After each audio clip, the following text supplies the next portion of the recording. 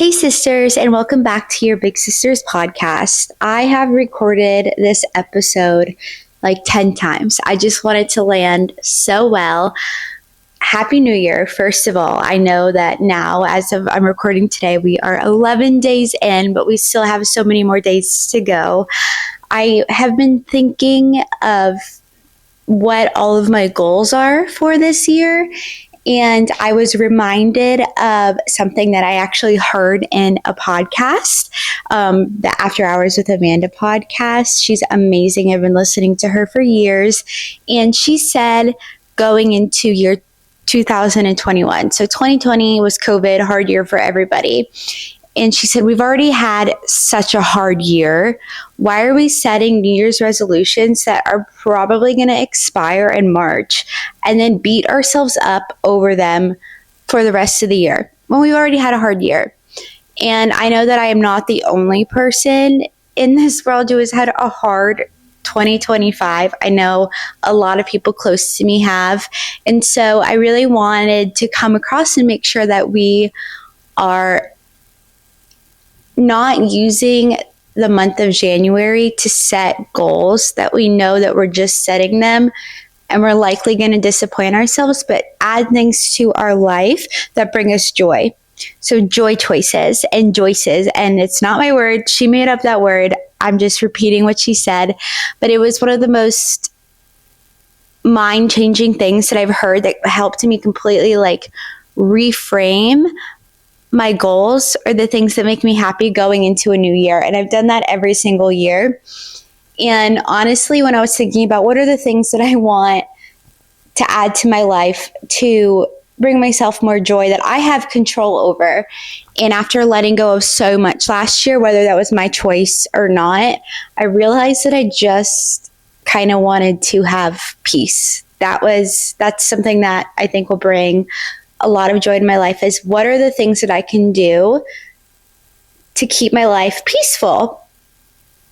Because chaos is going to ensue whether I have control over it or not. This past year, I became the strongest version of myself, physically and mentally. And for that, I will always be so proud of myself. But I really don't want to be as strong as I was mentally last year ever again. Truly, I think that was so scary. And I know that, God forbid, something like that happens again, I could make it through, but I don't want to. I want to keep my life peaceful. I want to keep it happy. I want to do things that just make my life full of so much joy that it completely overflows into other people.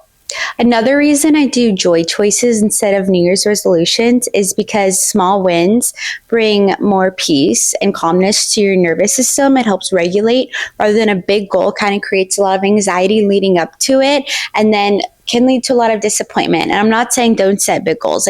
Dream so big. Truly, if somebody else has it, why can't you have it too? That's my mindset for the year. If somebody else has this, why can't I also have it? But I think it's important to, along the way, to set those small goals, those small joy choices, so that you can also regulate your nervous system. That it's about the journey. It's not about getting there, but it's about the climb all the way up. Also, big goals rely on motivation rather than routine. And so if we set small goals and we put them into our daily life, into our routine, into our productivity, it's going to help create that stepping stone to that big goal rather than focusing on and relying on motivation, which can happen and happens for a long time, but there are days that you get tired and that can be harder on your nervous system rather than just putting it into your daily life where you can climb the step up.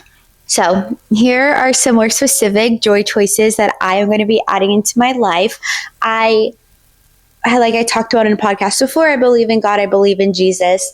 And so I always include him in my day, but I want to include him in my day first. So every single morning I have been praying before I even leave my bed, before I pick up my phone, I wake up, I open my eyes and I pray and I thank God for the day. And on my way to my workouts, I listen to worship music. And those have been two things in the last 11 days that have completely changed my day, so that no matter where the day has gone, I know that no matter what happens, I just refocus my mind to God and that I can rely on his plan rather than being nervous or anxious about what the next day is going to bring. Another thing I want to do is I want to be soft without shrinking. And I have a big personality, and I feel sometimes my kindness can be really mistaken as a weakness. And I don't want that to happen anymore. I want my kindness to be seen as a superpower and not as something that shrinks me, but something that makes me fill the room that people then want to be kind to. Along with that, I want to be bold without losing grace. So being so big, leaning into my big personality, but also being graceful doing it. I want to create more of a routine. I am super type B, and I love a life that is all over the place. However, I think that with all the responsibilities that I have that I'm so grateful for, I need to have more of a routine to help me feel like I'm accomplishing more and I'm not always freaking out if I'm going to get something done. Adding peace. I want to be more financially independent and more financially literate. So I'm going to read the finance book that my friend gave me. And I also bought another financial investment book that I'm going to read. I just really feel like nobody teaches you how to be smart with your money. And I think that's something that's super important in adult life. And so, yeah, that's my goal. Another thing is I don't want people to look at me and see me. I want them to look at me and see God's love. And the last thing is I want to choose to see people the way that God sees them. I recently saw that and I heard that and I was like I just felt so convicted because I do try to tend to see the good in people, but the people that have hurt me a lot, it's hard to see the good in someone. And I just remember that how forgiving and loving like our God is. And so how important it is to, when you see somebody who has hurt you, what's the whole point?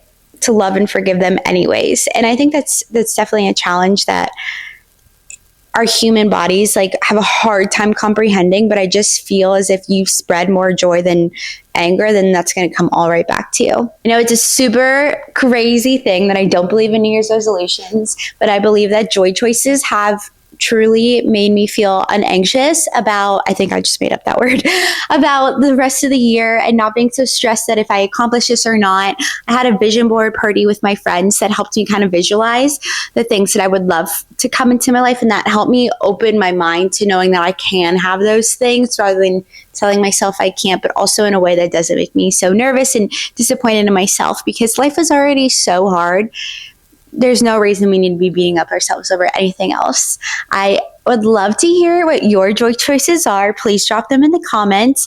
I love you so much. And I just know that 2026 is going to be your year that's full of love and everything you've ever dreamed of.